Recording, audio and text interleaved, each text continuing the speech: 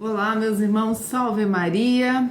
Estou aqui para compartilhar com vocês a homilia que eu recebi do nosso querido Padre Douglas Siqueira, lá do Instituto do Verbo Encarnado, e eu gostaria muito de compartilhar porque eu achei as palavras dele para tanto combina, né, com o que São Cesário de Arles fala para gente. Eu já deixei nas mídias, quanto que ele dá um aprofundamento da questão da basílica, o que está por trás da construção dessa basílica e o que isso tem a ver conosco. Então eu acho muito salutar ler para vocês essa homilia nesse dia. Não é sempre que eu tenho o costume de fazer isso, mas eu achei muito importante, muito bom que isso acontecesse hoje para nós. Então vamos lá, né, pedir a ajuda do Espírito Santo para que a gente compreenda essas palavras que o Padre Douglas nos trouxe, para que a gente possa sempre aprofundar, né, o mistério da nossa igreja. E essa é uma forma de contribuir para isso, que o Padre já nos ajudou para essa contribuição.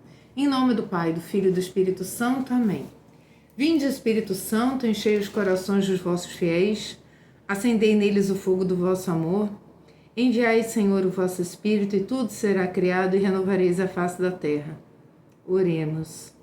Ó Deus, que instruíste os corações dos vossos fiéis com a luz do Espírito Santo, fazei que apreciemos retamente todas as coisas, segundo o mesmo Espírito, e gozemos sempre da sua consolação, por Cristo Senhor nosso. Amém. Vejam, dedicação da Basílica de Latrão, 32º domingo do tempo comum. Evangelho de São João, capítulo 2, versículo 13 ao 22. Diz o Padre Douglas: meus amigos, hoje, domingo, com grande alegria, celebramos a festa da dedicação da Basílica de São João de Latrão. Para quem não sabe, esta é a Catedral do Papa. A Basílica de São João de Latrão é chamada de Caput Mater Omnium Ecclesiarum, isto é, a cabeça e a mãe de todas as igrejas. Por isso, é tão importante celebrarmos essa festa hoje em todo o mundo católico. Conto-lhes um pouco sobre a história deste templo. Originalmente, nos primeiros séculos da era cristã, no local onde se encontra o templo católico havia uma basílica pagã. Mas afinal, o que era uma basílica pagã? O que quer dizer isso? Era, em essência, uma grande praça coberta, com pórticos ao redor, onde as pessoas se reuniam para tratar de negócios, assinar contratos, resolver questões judiciais e consultar advogados. Era, portanto, um lugar de encontro e de assembleia civil. Acontece que o imperador Constantino tomou essa basílica, que era um espaço civil, e a doou ao Papa, para que os cristãos pudessem ali se reunir e celebrar o culto a Deus. E então, o que fizeram os cristãos?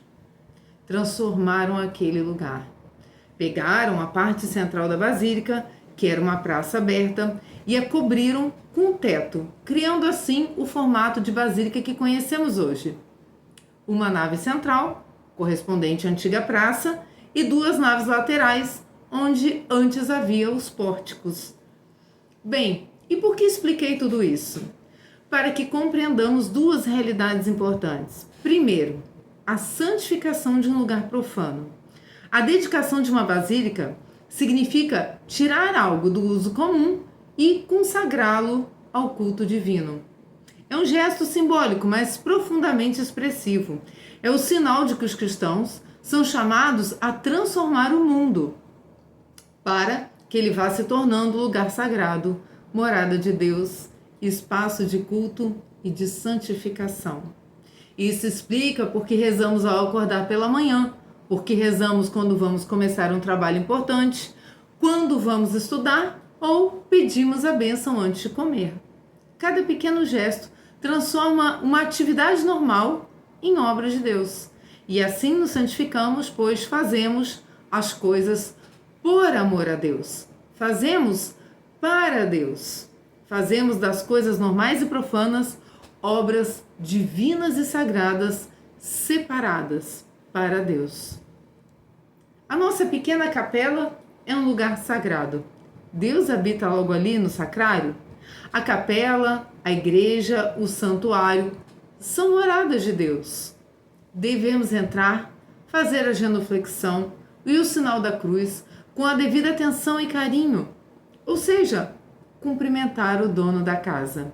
Devemos entrar com o devido respeito e reverência, por isso é tão importante guardar o silêncio, estar bem vestido e ao mesmo tempo sem chamar a atenção para nós mesmos ou para o nosso corpo. Pois o mais importante é Jesus Eucaristia. Ao participar da liturgia, entremos de modo reverente e discreto. Façamos tudo do modo mais respeitoso e educado possível. É para Deus que fazemos, não para nós mesmos, nem para os outros. É para Deus sempre.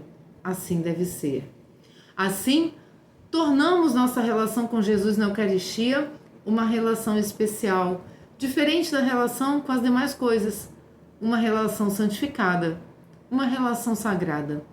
E é essa a ideia da festa de hoje, lembrar-nos do sentido do sagrado e de que nossa relação com o sagrado deve ser diferente da nossa relação com aquilo que não é sagrado. E mais, devemos transformar tudo aquilo que não é sagrado em nossa vida.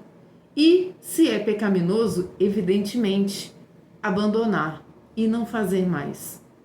Mas há também um segundo ponto a considerar. Se pensarmos que originalmente aquela era uma praça pública aberta e que foi transformada em um espaço interior, percebemos que o culto a Deus é, antes de tudo, algo interior. E o que é mais importante, que o respeito que devemos ter com Jesus no sacrário.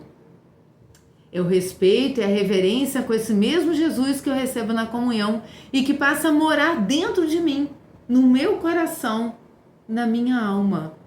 Meus amigos, o verdadeiro templo de Deus é o nosso coração.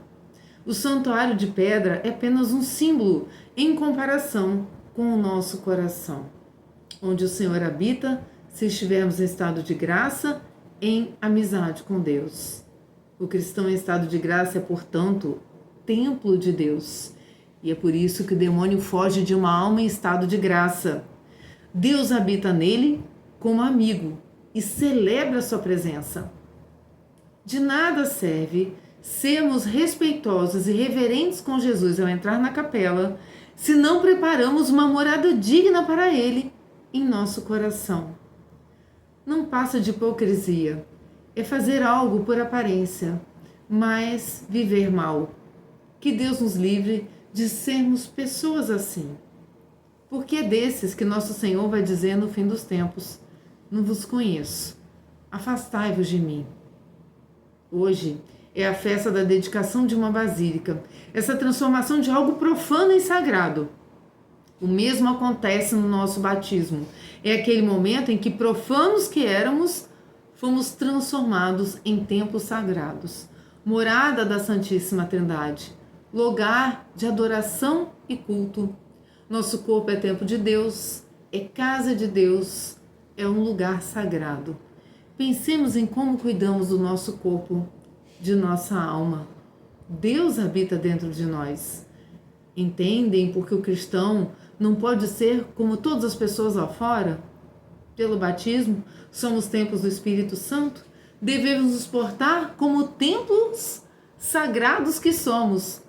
Por isso, sempre que entrarmos em uma igreja, lugar sagrado, separado para Deus, recordemos também que nosso coração e nosso corpo foram consagrados a Ele. Façamos uma visita a Jesus na Eucaristia sempre que passemos por uma igreja ou possamos parar para visitar. E uma vez dentro dela, façamos também uma visita a Jesus que mora dentro de nós. E essa visita podemos fazer todos os dias, tão fácil como em 2 minutos de oração. Quanto mais vezes, melhor. Não visitemos os santuários como turistas que se preocupam apenas com as aparências, mas como peregrinos que caminham rumo à vida eterna com Deus nos céus. Hoje, na festa da Catedral do Papa, peçamos à Santa Mãe de Deus, a Virgem Maria, o mais santo de todos os tempos que Deus já teve, aquela que é chamada pelos santos autores de paraíso da Santíssima Trindade. A graça de lembrarmos sempre que o nosso coração deve ser a catedral de Deus em nós. Amém. Convido todos, após essa belíssima e rica reflexão, a rezarmos uma Ave Maria pelo Padre Douglas Siqueira, que está na Tunísia, no local de risco, junto com seus companheiros. Vamos rezar por ele, pela proteção especialmente da Virgem Maria sobre todos e todos o Instituto do Verbo Encarnado, que tem essa característica muito forte missionária. Ave Maria, cheia de graça, o Senhor é convosco. Bendita sois vós entre as mulheres e bendito é o fruto do vosso ventre, Jesus. Santa Maria, Mãe de Deus, rogai por nós, pecadores, agora e na hora de nossa morte. Amém. Ó Maria, concebida sem pecado, rogai por nós que recorremos a vós. Em nome do Pai, do Filho, do Espírito Santo. Amém. Tenham todos uma santa semana e até amanhã, se Deus quiser, no ofício da Imaculada Conceição, ao meio-dia. Tchau, tchau. Salve Maria.